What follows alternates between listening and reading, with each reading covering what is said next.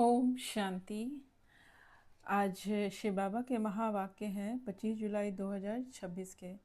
तो महावाक्य शुरू करने से पहले जो इस पढ़ाई का लक्ष्य है उन्हें हम एक बार देखते हैं और नशा चढ़ाते हैं कि इस पढ़ाई से हम इन लक्ष्मी नारायण जैसा बनने वाले हैं। तो ये बहुत ही नशा दिलाता है कि हम ये बनने वाले हैं इस पढ़ाई से और इस पढ़ाई को धारण करने से। तो आइए मुरली के मुख्य पॉइंट्स, मुरली के सार पे अब ध्यान देते हैं। मीठे बच्चे, तुम यहाँ आए हो अपने सही सारी दुनिया की काया कल्प तरु बनाने। याद से ही काया कल्प तरु होगी। प्रश्न है, नर्कवासी से स्वर्गवासी बनने की विधि कौन सी है? अभी तुम बच्चों को जे दान मिलता है, कैसे? उत्तर है, नर्कवासी से स्वर्गवासी बनने के लिए ज़रूर मरना पड़े। बाबा कहते हैं, मैं आया हूँ तुम सबको मौत देने। ये जो लाइन है कि नर्कवासी से स्वर्गवासी बनने के लिए ज़रूर मरना पड़े, तो हम आज दुनिया में देखते हैं कि कोई किसी ने भी शरीर छोड़ा तो कहते हैं स्वर्गवासी हुआ, बट इसके असली अर्थ को नहीं समझते हैं कि कौन से मरने के बाद स्वर्गवासी होते हैं और स्वर्गवासी बनने के लिए क्या मेहनत करनी होती है। शिव बाबा माना भगवान जब इस धरती पे आते हैं तो हम मनुष्य आत्माओं को ज्ञान देते हैं कि पवित्र बनो और शिव बाबा को याद करो, तो इन जैसा लक्ष्मी नारायण जैसा बन जाएंगे। और ये लक्ष्मी नारायण कौन है? स्वर्ग के, सतयुग के सृष्टि के पहले पहले युग सतयुग के महाराजा महारानी हैं। तो इनके जैसा बनना और इनके साथ रहने के लिए हमें क्या करना होगा? नर्कवासी से स्वर्गवासी बनना होगा। और उसके लिए क्या करना होगा? मरना पड़ेगा। तो मरने के पहले क्या करना होगा? हमें पतित से पावन बनना होगा, संपूर्ण पवित्रता धारण करनी होगी। सबसे पहले पवित्रता है ब्रह्मचर्य की। ब्रह्मचर्य रखनी होगी, चाहे वो कुंवारी कन्या हो, कुंवारा हो या फिर युगल हो, शादीशुदा हो। क्योंकि भगवान जब आते हैं एक ही बार आते हैं और एक ही बार बहुत बड़ा हमें प्राप्ति दे के चले जाते हैं। स्वर्ग की बादशाही स्वर्ग गिफ्ट में दे के चले जाते हैं, कम बात थोड़े ही है। तो उसके लिए मेहनत करनी होती है, क्योंकि हमने ही तो भगवान को बुलाया ना। जब हम बहुत दुख में कराते हैं तो हे भगवान आओ हमारे दुख को हरो, हम ही पुकारते हैं ना। तो भगवान इस धरती पे आकर हमें बता रहे हैं कि दुख का कारण है काम विकार। ये विकार ही तुम्हें इतना दुख दे रहा है, तो सबसे पहले उसको छोड़ो। और उसमें भी मुख्य है, विकारों में भी मुख्य है काम, महाशत्रु है। इसने ही तुम्हें इतना दुखी बनाया है। तो पवित्र बनना पड़ेगा, शिव बाबा को याद करना पड़ेगा और बुद्धि से देह सहित देह के सब संबंधों को भूलना होगा। क्यों? क्योंकि ये जितने भी मित्र संबंधी हैं ये सब दुख देने वाले भी, क्योंकि इसमें किसी का भी कोई दोष नहीं है। सब अभी विकारों के वशीभूत हैं, सब परेशान हैं इस और विकारों के वश होकर सब एक दूसरे को दुखी दे रहे हैं। इसलिए जो दुख देने वाली चीज़ हो उसको याद नहीं किया जाता है, जो सुख देने वाली चीज़ हो उसको याद किया जाता है। और परमात्मा को कहते ही हैं सुख का सागर। तो सुख का सागर को याद करते करते हम सुख की दुनिया माना स्वर्ग सतयुग में चले जाएंगे और लक्ष्मी नारायण के साथ रहेंगे। तो उनके जैसा बनना होगा और उसके लिए संपूर्ण पावन बनना होगा। जैसे ही जब हम संपूर्ण पावन बनते हैं तो फिर ये जो हमारा पतित शरीर है ये फिर रह नहीं सकता, क्योंकि आत्मा जब पवित्र हो गई तो इसके लिए पवित्र शरीर भी चाहिए, पवित्र दुनिया भी चाहिए। इसलिए बाबा ने कहा है कि नर्कवासी से स्वर्गवासी बनने के लिए ज़रूर मरना पड़े। पहले तो जीते जी मरने की बात होती है कि बुद्धि से हमारा कोई है ही नहीं, बुद्धि से सबको भूलना है, सबसे वैराग्य। और दूसरा कि इस दुनिया, जब तक इस दुनिया का विनाश नहीं होगा सतयुग आएगा नहीं। जैसे पुराने घर का एग्जाम्पल लेते हैं कि पुराने घर को हटा के नया मकान बनाना हो तो पहले पुराने मकान को पहले पूरा तोड़ते हैं, फिर उस पर नया मकान बनाते हैं। तो वैसे ही इस सृष्टि जो पुरानी हो चुकी है इसको पूरी तरीके से विनाश करना होगा, फिर उसके बाद इसके ऊपर नई दुनिया सतयुग का निर्माण होगा, सत्य नई दुनिया आएगी। तो उसके लिए परमात्मा हमें अभी से तैयार कर रहे हैं, क्योंकि होता है ना कि कोई चीज़ जब आने वाला तो उसके पहले हमें तैयारी करनी होती है। जब आ जाएगा सत्युग तब नहीं, हमें ही लाना है सत्युग। वो कैसे आएगा? हमारे पवित्र थॉट से, हमारे पवित्र संकल्प से, हमारे पवित्र बोल से, कि हमारे कोई भी बोल, कर्म, संकल्प दुख देने वाले ना हो। इसको कहते हैं पवित्रता। सिर्फ ब्रह्मचर्य नहीं, ब्रह्मचर्य के साथ साथ अटेंशन देना होता है कि मन, वचन और कर्म से हम किसी को दुख तो नहीं दे रहे हैं, वो नहीं देना है। बहुत सूक्ष्म चेकिंग शिव बाबा बताते हैं अपने ज्ञान के द्वारा। तो हम संपूर्ण पवित्र बनते हैं तो फिर मरना पड़े, माना इस पतित शरीर से, पति दुनिया से मरना पड़े। पति दुनिया को भी स्वाहा होना है और नई दुनिया आनी है, क्योंकि पुराना चीज़ तो किसी को अच्छा नहीं लगता ना, वो दुखदाई ही होता है। तो बस इसलिए बाबा ने कहा कि, बाबा कहते हैं कि मैं आया हूँ सबको मौत देने। क्यों? क्योंकि ये दुनिया और ये शरीर सब दुख देने वाले, इसलिए सबका मौत ज़रूरी है। तब नई दुनिया आएगी, सुख की दुनिया आएगी। फिर धारणा के लिए मुख्य सार देखते हैं कि धारणा के लिए मुख्य सार है, बाबा का पहला पॉइंट है कि ज्ञान सागर में ज्ञान स्नान कर स्वयं को पावन बनाना है। क्योंकि बिना ज्ञान सागर का, जो उन्होंने ज्ञान दिया है शिव बाबा ने, उनको पढ़े बिना, इसी को बाबा कह रहे हैं ज्ञान स्नान। डेली बाबा का ज्ञान स्नान करना, माना पढ़ना है, और उसको पढ़कर स्वयं को धारण करना है। तो धारण करने से हम पावन बनेंगे। और फिर बाबा ने कहा, मित्र संबंधियों के साथ रहते बुद्धि में रहे मेरा तो एक शिव बाबा, दूसरा न कोई। ऐसा नहीं किसी को छोड़ना है, अपने घर परिवार मित्र संबंधी नहीं, सबके साथ बहुत ही स्नेह से रहना, सबको स्नेह देना है। जहाँ केयर की ज़रूरत है केयर भी करना, संभाल करनी अच्छे से। लेकिन बुद्धि में कौन हो? सिर्फ लगन मगन प्रेम की अवस्था सिर्फ किससे हो? शिव बाबा से। प्रेम भी, स्नेह सबको देना है, लेकिन प्रेम एक शिव बाबा से करना है, क्योंकि वो सुख के सागर सुख देंगे। जिसको हम याद करते हैं वही प्राप्ति हमें होती है। आप एग्जाम्पल ले लीजिए कि जब कोई हम दुख का समय याद करते हैं तो कितने हम दुखी हो जाते हैं, और जब कोई सुख के समय को याद करते हैं तो हम कितने सुख हो जाते हैं। वैसे ही जब कोई सुख देने वाली आत्मा होती है तो कितना ज़्यादा उनको बारे में सोच के कितने आनंदित हो जाते हैं, और जब कोई दुख देने वाली आत्मा होती है उसको सोच के हम कितने दुखी हो जाते हैं। तो यहाँ पे तो स्वयं भगवान की बात हो रही है, जिनको याद करने से ही जो हमारे पिछले द्वापर युग से जो हमने विकर्म किए, द्वापर से लेकर कलयुग तक, वो विकर्म हमारे विनाश होते हैं।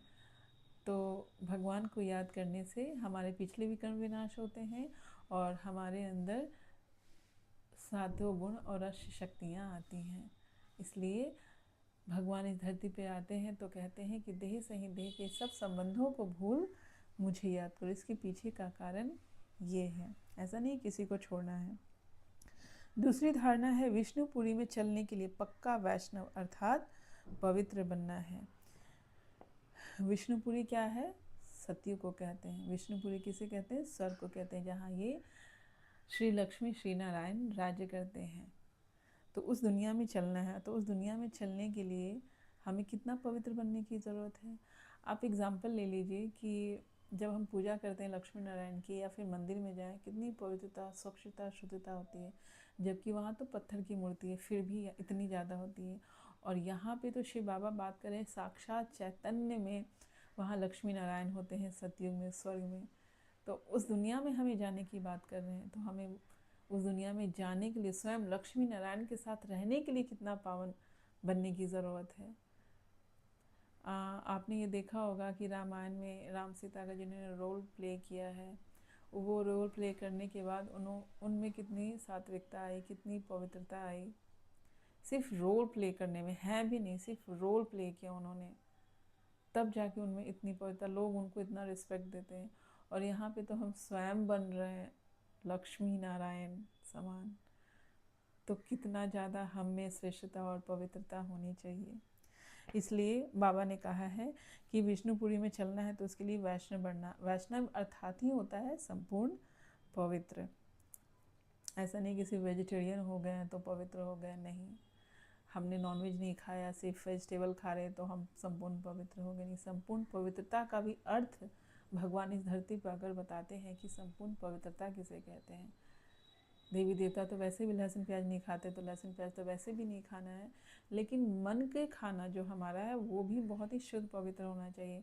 हम आँखों से कुछ ऐसा ना देखें जो गंदा अपवित्र हो, हिंसक हो, या फिर हम कानों से ऐसा ना सुने जो किसी की बुराई चुगली या फिर कुछ भी नेगेटिव बातें हो रही, या फिर बुद्धि से कोई ऐसा नेगेटिव और बहुत ही साधारण ना हम सोचें जो हमारे आत्मा को गंदा करे, अपवित्र करे। तो पवित्रता की परिभाषा बहुत ही डीप है जो परमात्मा ने आके हम बच्चों को बताया है। वही शिव बाबा करें कि संपूर्ण पवित्र बनना है, नर्क से जीते जी मरकर बुद्धि योग स्वर्ग में लगाना है। जैसा कि इस नर्क को याद करने से दुख को ही प्राप्त करें, दुखी तो है ही। तो शिव बाबा ना सुख ही बनाने का विधि बता रहे हैं, तरीका बता रहे हैं कि तुम यही सगे संबंधी जो दुख दे रहे हैं या जो बीमार हैं, ये सब उनमें ही तुम लगे रहोगे, उन्हीं को याद करते रहोगे तो कभी भी सुख को प्राप्त नहीं करोगे। तो अभी जो आने वाला है, अब जैसे कि अभी हम एग्ज़ामिनेशन की तैयारी कर रहे हैं या फिर आईएएस की या मेडिकल की, तो जब हम अपना डॉक्टर का रूप या फिर स्वरूप आईएएस ऑफिसर का अपना स्वरूप देखते हैं, कितनी खुशी होती है। अपना ये समय पढ़ रहे हैं भले ही, लेकिन वो जब आने वाला कल जो हमारा है, जब हम ये बनेंगे, वो सोच के ही कितनी खुशी होती है और पढ़ने का नशा जुनून चढ़ जाता है। तो वैसे ही यहाँ पे हमें बाबा कह रहे हैं कि नर्क से जीते जी मरकर, मतलब ये नर्क में तो हम रह रहे हैं, लेकिन यहाँ से बुद्धि से सबको भूल जाना है, सब, क्योंकि दुखदाई है अभी। और याद करना है स्वर्ग को, कि स्वर्ग में हम कैसे लक्ष्मी नारायण के समान थे, कैसे हम पवित्र थे, कितनी सुंदर दुनिया थी, कितने सुंदर संबंध थे, सुखदायी थे, कितनी पवित्रता थी वहाँ, कितने पावन थे, विकार से मुक्त थे, वहाँ विकारों का नामो निशान नहीं था। तो वो दुनिया याद करें कितना सुखमय है। तो वो याद करते हैं एक खुशी का, क्योंकि ये हमारा एम्बिशन है ना, लक्ष्य है। तो ये याद करते हैं, वहाँ का दुनिया याद करते हैं, मुख में पानी आ जाता, बहुत ही आनंदित हो जाते हैं। तो ये बाबा ने कहा है, वरदान है, एक लगन एक भरोसा एक रस अवस्था द्वारा सदा निर्विघ्न बनने वाले निवारण स्वरूप भव। क्या बाबा कह रहे हैं? एक लगन एक भरोसा एक रस अवस्था। लगन क्या है कि बस शिव बाबा भगवान के अलावा कोई दिखे ही ना, कर्म सब कुछ करे लेकिन अंदर ही अंदर नशा चढ़ा हुआ है शिव बाबा का। कोई भी कर्म छोड़ना नहीं है, कोई भी केयर किसी का ऐसा छोड़ना नहीं है, सब करना है। अगर जो घर गृहस्थ में है या जहाँ, क्योंकि कर्म प्रधान दुनिया है तो कर्म तो करना ही है, लेकिन हाथों से या पैर से कोई भी कार्य हो रहा हो लेकिन नशा चढ़ा हो वो परमात्मा शिव का, उसको कहते हैं एक लगन एक भरोसा, कि चाहे कुछ भी परिस्थिति हो जाए, कुछ भी हो जाए, लेकिन मेरा परमात्मा शिव के प्रति विश्वास डगमग नहीं होगा, उनको छोड़ेंगे नहीं।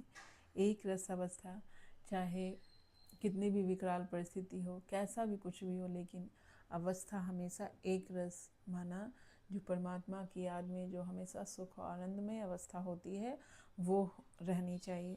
तो जो ऐसे रहेंगे वही सदा निर्विघ्न रहेंगे और निर्वाण स्वरूप रहेंगे। ये बाबा ने वरदान दिया है। विस्तार बाबा क्या कह रहे हैं? सदा एक बाप की लगन, लगन का बताए हैं कि क्या है लगन। और जब एक बाप की लगन होती है ना, तो दुनिया में कुछ भी चल रहा ना उसका असर नहीं होता, बस उसी नशे में खोए रहते हैं। बाप के कर्तव्य की लगन में, बाप का कर्तव्य क्या है? पति से पावन बनाना, सबको परमात्मा का परिचय देना ताकि सब सुखी हों। तो उस कार्य की लगन में जो बाप का कर्तव्य, उसी की लगन में मगन रहो। ऐसे मगन हो जाए, ऐसे मगन हो जाए परमात्मा के प्यार में, उनकी याद में और उनके कर्तव्य में, सारी दुनिया को पतित से पावन बनने का संदेश देने का, परमात्मा आ चुके हैं उसका संदेश देने का, बस इसमें ही ऐसे मगन हो जो संसार में कोई भी वस्तु या व्यक्ति है भी यह अनुभव ही ना हो। मतलब कौन से लीन होने की अवस्था श्री बाबा बता रहे हैं कि परमात्मा प्यार में, सेवा में ऐसे मगन हो जाओ कि व्यक्ति और वस्तु ये है अनुभव ही ना हो, ऐसी अवस्था हो लीन वाली। ऐसे एक लगन एक भरोसे में एक रस अवस्था में रहने वाले बच्चे सदा निर्विघ्न बन चढ़ती कला का अनुभव करते हैं। अब जैसे कि देखें, जो परमात्मा की लगन में लीन रहेगा और परमात्मा की सेवा में जो लीन रहेगा, वो कुछ भी हो रहा हो लाइफ में, किसी ने हमें कुछ बोल दिया, कुछ कह दिया, कुछ भी कह दिया, बस मस्त मौला है परमात्मा के प्यार में और परमात्मा की सेवा में, उसको कुछ दिखता नहीं है, बस वो मगन रहता है, तो उसकी अवस्था तो एक रस होगी ना। और जैसे जो परमात्मा में जहाँ भगवान आ गए वहाँ तो शुद्धता पवित्रता सब कुछ अच्छा ही अच्छा इंक्लूडेड है। जहाँ भगवान आ गए, परमात्मा आ गए, इंक्लूडेड है। तो जो हर वक्त परमात्मा के लगन में मगन होगा, उनकी सेवा कर रहा होगा, उनकी सेवा में मगन हो, तो कैसे नहीं वो निर्विघ्न होगा, निर्विघ्न तो होना ही है। तो ये बाबा कह रहे हैं। और चढ़ती कला भी होगी, अभी जो है वो धीरे धीरे धीरे धीरे हमारे में प्योरिटी का लेवल बढ़ता जाएगा, दिव्य गुण बढ़ता जाएगा। ये है पावर लगन अवस्था की, सेवा में रहने की। और ऐसी आत्मा क्या करते हैं, वे कारण को परिवर्तन कर निवारण रूप बना देते हैं। क्या करते हैं, वे कारण को परिवर्तन कर निवारण रूप बना देते हैं। क्योंकि आज परेशान है, सब कारण में ही उलझे हुए हैं। ऐसा क्यों हुआ मेरे साथ, ऐसा क्यों हुआ, ऐसा नहीं होना चाहिए था, ये आ गया अभी तो रोना धोना सोचना, ये सब परेशान बेचैन, स्ट्रेस डिस्ट्रेस एंग्जाइटी, पता नहीं कितनी सारी चीज़ें आज दुनिया में आ चुके हैं। तो जो परमात्मा में मगन रहते हैं और उनकी सेवा में जो लगे रहते हैं, वो कारण को निवारण में बदल देते हैं। ये वो पावर होता है। कारण को देख कमज़ोर नहीं बनते ऐसी आत्मा, निवारण स्वरूप बन जाते हैं। तो ऐसा जादू है परमात्मा शिव की याद में और उनकी सेवा में रहने का। तो सारी समस्या ही खत्म हो गई ना, लीन अवस्था। स्लोगन है, प्रशंसा के आधार पर प्रसन्नता अल्पकाल की रहती है। तो ये ध्यान रखना है कि हमें प्रसन्नता का आधार कभी भी प्रशंसा ना हो कि हमने इतनी अच्छी सेवा की, इतना अच्छा काम किया, इतना अच्छा बोला, इतना अच्छा हमने किया तो प्रशंसा मिले तो हम खुश हो। नहीं, कभी भी प्रशंसा को आधार बनाना ही नहीं है, क्योंकि वो क्या होता है, अल्पकाल का रहता है। और दूसरा क्या कि इसमें माया की प्रवेशता भी हो सकती है कि हम प्रशंसा सुन लिए, हम खुश हो गए, हमारे अंदर अहंकार भी आ सकता है। फिर अहंकार आ गया तो फिर हमारा जो ये लक्ष्य है लक्ष्मी नारायण बनने का, वो कैसे पूरा होगा, नहीं होगा। तो पहली बात तो ये कि प्रशंसा पे आधारित ही नहीं रहना कि हमें प्रशंसा मिले, हमने अच्छे काम किए तो नहीं। हमने प्रशंसा किया, बस हमने सेवा किया, बस बाबा जाने, बस उसमें संतुष्ट रहना है। प्रशंसा का ये नहीं करना, क्योंकि प्रशंसा करने से और बहुत का उस पर आधारित रहने से, प्रशंसा पे आधारित रहने से बहुत सारी हमारे अंदर कमी कमज़ोरियाँ भी आ सकती है। और अल्पकाल की खुशी के लिए शिव बाबा नहीं आए हैं, वो हमें सदा काल की खुशी के लिए आए हैं। तो अपने आप को जानो, परमात्मा को देखो, परमात्मा को याद करने से सदा काल की खुशी रहेगी। और हमारा जो ये लक्ष्य है लक्ष्मी नारायण, ये याद करने से सदा की खुशी रहेगी। इसलिए प्रशंसा पे, तारीफ़ पे, प्रेज़ पे कभी भी डिपेंडेंट नहीं रहना है, क्योंकि इसके लिए बाबा ने ऑलरेडी इतना बड़ा ज्ञान दे दिया कि हमें प्रशंसा की ज़रूरत ही नहीं है। इतना सम्मान दिया श्रेष्ठ है कि उस सम्मान के ही श्रेष्ठ नशे में हम सदैव खुश रह सकते हैं। अव्यक्त इशारे हैं, ज्वाला स्वरूप स्थिति में स्थित रह, शक्तिशाली याद का अनुभव करो। विस्तार है, ज्वाला स्वरूप की स्थिति का अनुभव करने के लिए निरंतर याद की ज्वाला प्रज्वलित रहे। तो ज्वाला स्वरूप स्थिति कब होगी, जब हमें निरंतर शिव बाबा की याद हो, हमेशा हर क्षण बाबा की याद हो, तब ज्वाला स्वरूप स्थिति होगी। तो इसकी विधि बाबा क्या बता रहे हैं कि अब ज्वाला स्वरूप स्थिति के लिए चाहिए ज्वाला, निरंतर बाबा की ज्वाला रूप याद। और उसके लिए उसकी विधि क्या बाबा ने बताई कि बाबा की निरंतर याद कैसे रहेगी। उसके लिए बाबा ने विधि बताई है कि अपने को सारथी और साक्षी समझ कर चलो। तो ये आ गया सारथी, माना कि मैं आत्मा क्या हूँ, इस रथ की सारथी हूँ, इस रथ शरीर को चलाने वाली मैं सारथी हूँ, ये याद रहेगा। तो बाबा की याद निरंतर रहेगी। और साक्षी मतलब इस अभी सर्कमस्टांसेस में, अभी ड्रामा में जो भी कुछ चल रहा है हमारे आसपास या अनेक आत्माओं के साथ, उस सब को जैसे मूवी देखते हैं ना, तो बिल्कुल साक्षी रहते हैं कि वो तो वहाँ हो रहा है। तो वैसे ही हमें ये ड्रामा समझकर ये सीन को देखना, साक्षी हो देखना, उसके लिए भी हमें शक्ति चाहिए, उसके लिए बाबा की याद चाहिए। आत्मा इस रथ की सारथी है, आत्मा इस रथ की सारथी है, माना सारथी रथ को चलाता है। तो ये जो आत्मा है सारथी, इस शरीर रूपी रथ को चलाती है। बोलना, करना, चलना, ये सब आत्मा ही कराती है, आत्मा ही करती है। यह स्मृति स्वतः ही इस रथ यानी देह से व किसी भी प्रकार के देह भान से न्यारा बना देती है। तो आज का जो ये बाबा ने स्मृति रखने को बोला है कि अपने आप को क्या समझना है, सारथी और साक्षी। हर ड्रामा के सीन में साक्षी होने का कोशिश करें। और बाबा ने कुछ समय पहले मुरली में साक्षीपन का उपराम का विधि भी बताया था। क्या बताया था कि साक्षीपन कैसे आएगा, जब हम स्वयं को महान आत्मा समझेंगे। और दूसरा बताया था कि इस पुराने शरीर पुराने दुनिया में मैं मेहमान हूँ, इससे साक्षीपना आ जाएगा। बाबा ने आगे कहा, स्वयं को सारथी समझने से सर्व कर्मेंद्रियाँ अपने कंट्रोल में रहती हैं। कितनी बड़ी बात है कि अपनी कर्मेंद्रियाँ, आज दुनिया इसमें ही तो परेशान है। जो नहीं खाना चाहिए वो भी खा लेते हैं, जिससे फिर दुखी होते हैं, रोग होता है। जो नहीं देखना चाहिए वो भी देख लेते हैं, फिर उसके बाद बहुत परेशान रहते हैं, स्ट्रेस हो जाता है, एंग्जाइटी हो जाती है। फिर उस पर कंटिन्यू जो अगर मन का खाना ही बहुत गंदा नेगेटिव होगा तो कैसा होगा, फिर तो उसका असर तो होगा ना, मन कमज़ोर होगा। जैसे तन कमज़ोर होता है वैसे मन भी कमज़ोर होता है। तो मन फिर बेचैनी, परेशानी, अनेक तरह की बहुत सारी परेशानी, एंग्जाइटी, ये सब आ जाते हैं। अच्छे सोच नहीं सकते हैं, लगातार नहीं सोचते भी नेगेटिव कमज़ोर संकल्प आते रहते हैं, जो बहुत ही ज़्यादा क्या कहते हैं आज के टाइम में उसको, एंग्जाइटी और स्ट्रेस का नाम आ गया, जो वो आ गया अभी बहुत सारी आत्माओं में। और आगे बाबा ने कहा है कि जब स्वयं को सारथी समझते हैं तो एक तो अपनी सर्व कर्मेंद्रियों को हम कंट्रोल कर पाते हैं, और दूसरा सूक्ष्म शक्तियाँ क्या हैं, मन, बुद्धि, संस्कार, वो भी ऑर्डर प्रमाण चलते हैं।